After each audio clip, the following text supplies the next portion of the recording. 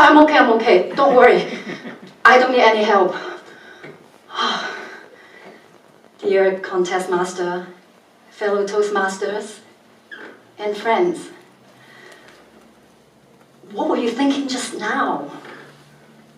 Oh, is she okay? Or, oh my God, that was embarrassing. Now, if the fall was real, but it was not, what would you do in that situation? Would you ask for a helping hand? Did you know that 3 out of 4 people would never ask for help until they absolutely need it? I was one of those 3. More than 10 years ago, my husband suffered a stroke in a remote part of China. Our lives changed in a split second. 2 months later, I found out I was pregnant with our son too. Despite everything that was going on, I kept my struggles mainly to myself.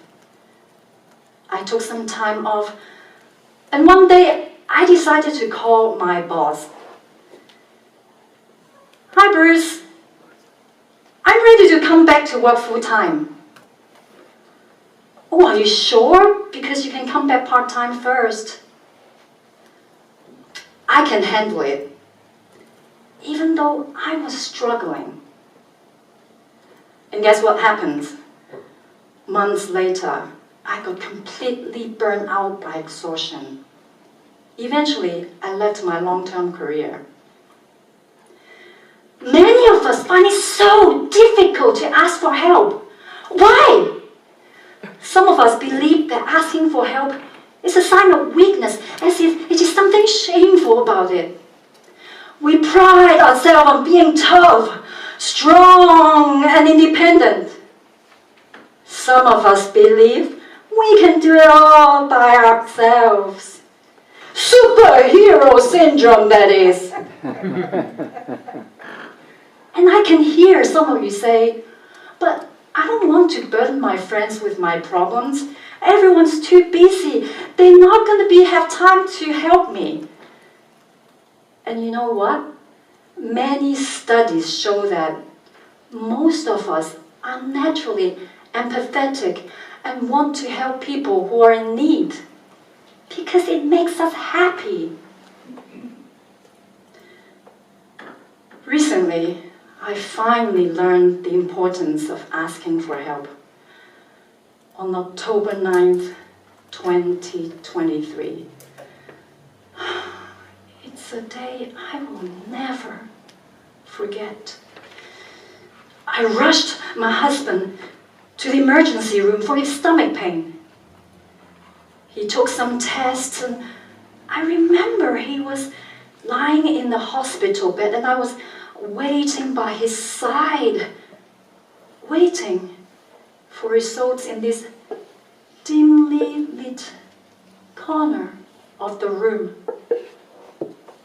At 10 o'clock at night, a doctor finally came. But as he approached us, I sensed an ease in him.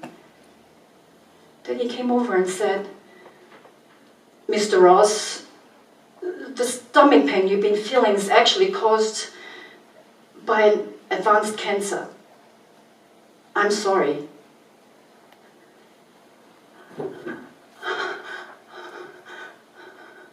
What? My husband and I looked at each other, speechless and completely stunned. Just like that, our lives changed in a split second again. In the next few hours, I felt so lost. What's going to happen now? How am I going to find the best doctor for him? How am I going to navigate insurance? And how am I going to tell our 10-year-old son? In that moment, I felt so alone.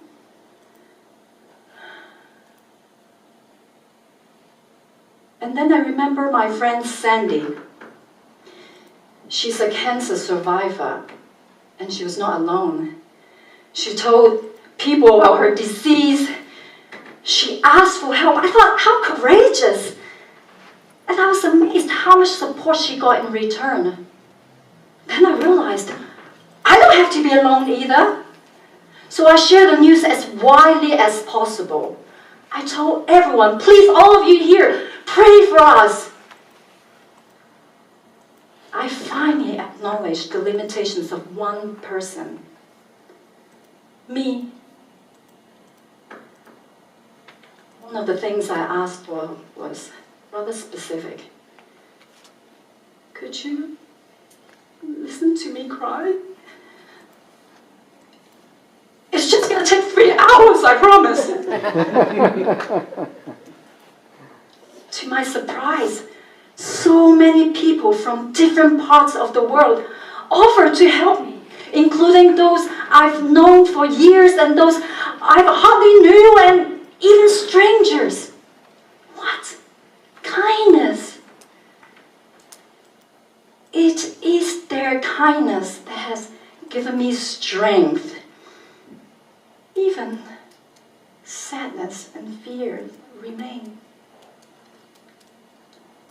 But I feel a lot stronger now for my husband and our son.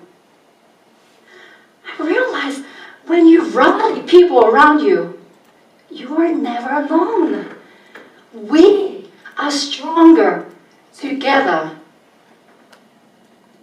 So next time, if you find yourself stumbling, feeling too exhausted, overwhelmed, and need help, just ask.